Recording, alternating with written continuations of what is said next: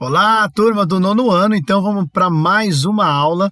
Você pode curtir o vídeo, se inscrever no canal se você ainda não é inscrito, tá bom? Então o tema: urbanização e modernização na Primeira República. Qual que é o nosso conteúdo? Processos de urbanização e modernização no Brasil no início do século XX, as transformações urbanas em São Paulo e no Rio de Janeiro. Objetivo: identificar os processos de urbanização e modernização no Brasil do início do século XX. Analisar as transformações urbanas em São Paulo e no Rio de Janeiro no início do século XX. Então, olha só, vamos falar de urbanização aqui em História. E a primeira imagem que vai aparecer para nós aqui é a Avenida Paulista, né? Então, observar aqui as imagens da Avenida Paulista, a primeira do final do século XIX e a segunda do início do século XXI. Então, olha aqui, século XIX, olha aqui, século XXI. E aí vem aquela reflexão. Há transformações bastante visíveis nestas imagens? Claro que sim, né? A gente vê, agora é uma grande cidade construída com a base no concreto.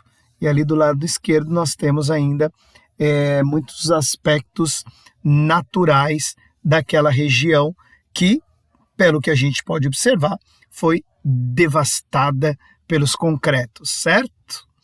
E depois o pessoal vai, ao longo da história, observando o que essas transformações vão causando, tá? Então, para saber, tem um vídeo aqui tem um link que eu vou deixar na descrição do vídeo, se você quiser assistir, tá bom? Então, é o vídeo disponibilizado. Nesse link vai falar sobre a Avenida Paulista, porque demoliram os casarões. Então, você pode acompanhar este vídeo aí, certo? Bela época. Durante o período de 1870 e 1914, o mundo experimentava uma rápida transformação, marcada por avanços tecnológicos, urbanização e mudanças culturais significativas. Foi a época do auge da Segunda Revolução Industrial, um período de inovação que trouxe à tona máquinas a vapor, eletricidade e novos métodos de produção em massa. O período ficou marcado por uma aceleração nas inovações tecnológicas que transformou a lógica produtiva e o estilo de vida das pessoas.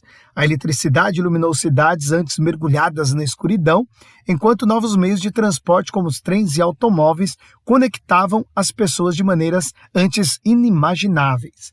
Essas inovações impactaram também o processo de urbanização, levando ao crescimento das cidades e à migração em massa do campo para as áreas urbanas.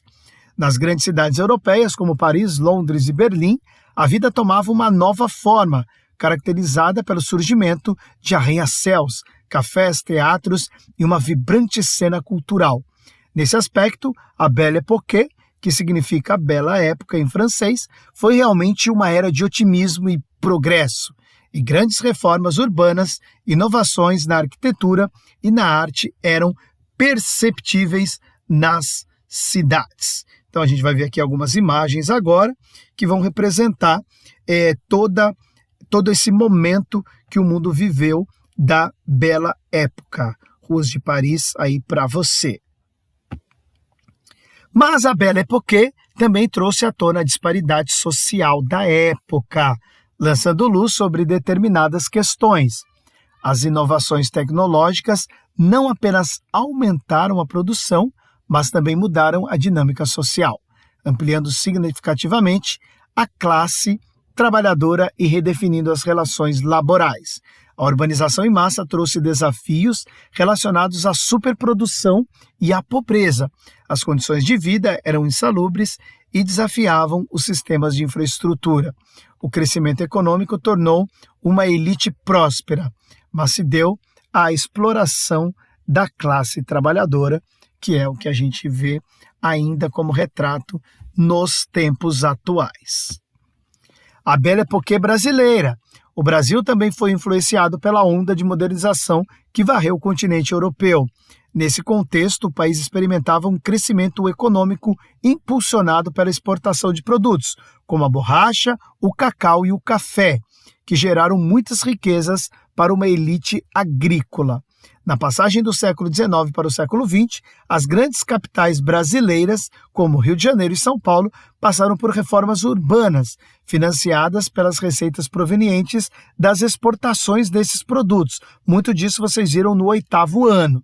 Essas transformações urbanas foram marcadas pela modernização da infraestrutura, pela construção de edifícios públicos e pelo surgimento de novas áreas residenciais e comerciais. Olha aqui, então a gente vai ver aqui uma imagem de Manaus, né, a primeira capital a receber energia elétrica, uma imagem da Avenida Tiradentes em São Paulo e o viaduto para bondes no Rio de Janeiro em 1896. Tá? Então, as 3 imagens aparecendo aí para vocês. A República sofria a vertigem da modernidade e fez da urbanização uma de suas grandes ferramentas de mudança. Ícone dos novos tempos, a abertura da Avenida Central do Rio de Janeiro converteu-se em cartão postal, com lampiões de luz elétrica e fachada Art Nouveau. A inauguração do Teatro Municipal de São Paulo, em 1911, indicava que a antiga cidade de barro dos viajantes se transformava de forma acelerada numa urbe de aspecto europeu, a metrópole do café. A construção de Belo Horizonte, por sua vez, evocava a utopia republicana, ruas retas, avenidas imponentes e um enorme parque e Praça da Liberdade, em estilo inglês. Vamos lá então, mais algumas imagens aqui para vocês. Teatro Municipal do Rio de Janeiro e a Avenida Central também do Rio de Janeiro. Aqui, fotografia do Teatro Municipal de São Paulo e da Praça da Liberdade que citamos em Belo Horizonte na década de 1930. O caso da Reforma Pereira Passos. Olha aí. O final do século XIX e o início do século XX no Brasil foram marcados por intensas transformações em São Paulo, Rio de Janeiro e em Belo Horizonte.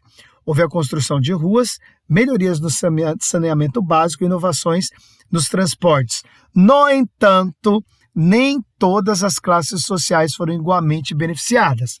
Grupos marginalizados enfrentaram deslocamentos e vivenciaram o aumento das desigualdades. Vou falar muito sobre isso na próxima aula, tá? Então, na próxima aula eu vou minuciar essas questões todas. A reforma urbana de Pereira Passos, no Rio de Janeiro, não apenas redesenhou a paisagem urbana, como também os deslocamentos forçados de parte da população. Nesse contexto, provocaram a chamada revolta da vacina, quando a imposição de políticas sanitárias evidenciou as tensões sociais. Então, falaremos mais sobre isso, essa revolta nas próximas aulas e sobre esse tema de urbanização também, tá? Então aqui, mais uma imagem para vocês.